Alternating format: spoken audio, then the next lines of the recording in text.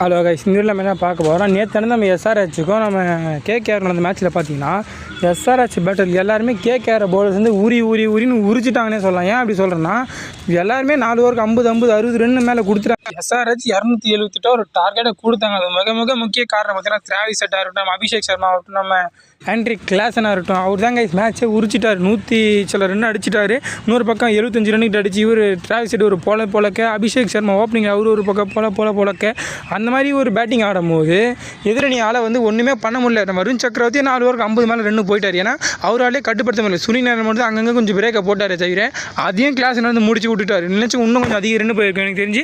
அதுக்கப்புறம் அனிகேத் வர்மா ஓரளவுக்கு அடிச்சிருந்தார். அப்புறம் இஷான் கிஷன் ஒரு கேமியா மாதிரி ஆடினார்.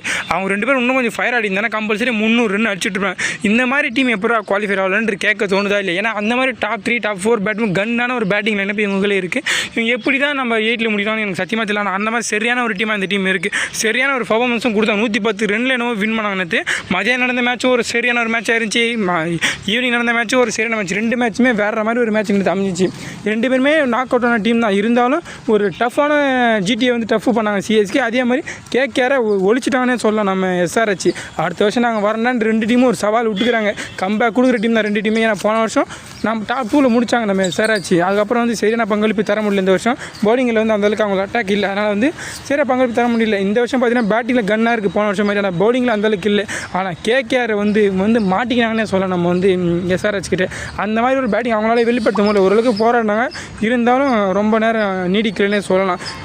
இதுலேருந்து நீங்கள் பார்த்தீங்கன்னா நம்ம வந்து கேகேஆர் வந்து ஒரு பாடத்தை கற்றுக்குறாங்க. ஒரு வின்னிங் கேப்டனை நீங்கள் எப்படா வெளியே அனுப்பலாம் அப்படின்ற ஒரு இது எவ்வளோ கோடி கொடுத்தா அவங்க எடுத்துருக்கலாம். ஆனால் வெங்கடேஷருக்கு வந்து 22 கோடி கொடுத்து அவர் எடுத்தாங்க. 21 கோடி கிட்ட என்னமோ.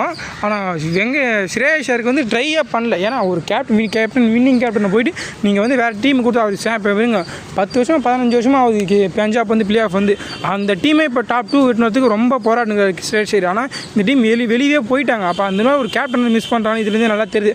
அவங்க வந்து கேப்டனே விட்டுட்டாங்க. எனக்கு தெரிஞ்சு இந்த மாதிரி கேப்டன் ட்ரை பண்ணிடுறாங்க. கேப்டன் வின்னிங் கேப்டன் எப்பவுமே ஒரு சக்ஸஸ்ஃபுல்லாக இருப்பாங்க. அதனால ஒரு ஃப்ரான்சைஸி வந்து சூப்பராக லீட் பண்ணிட்டு போவாங்க. அந்த இடத்த நீங்கள் பார்த்தீங்கன்னா நம்ம கேகேஆர் தப்பு பண்ணிட்டாங்க. அஜிங்கராக நல்லா தான் பண்ணால் இருந்தாலும் அந்தளவுக்கு ஃபார்ம் இல்லை. போன வருஷம் பண்ண மாதிரி இந்த கேகேஆர் இந்த வருஷம் பண்ணலை. அதனாலே கேகேஆர் தோத்துட்டாங்க.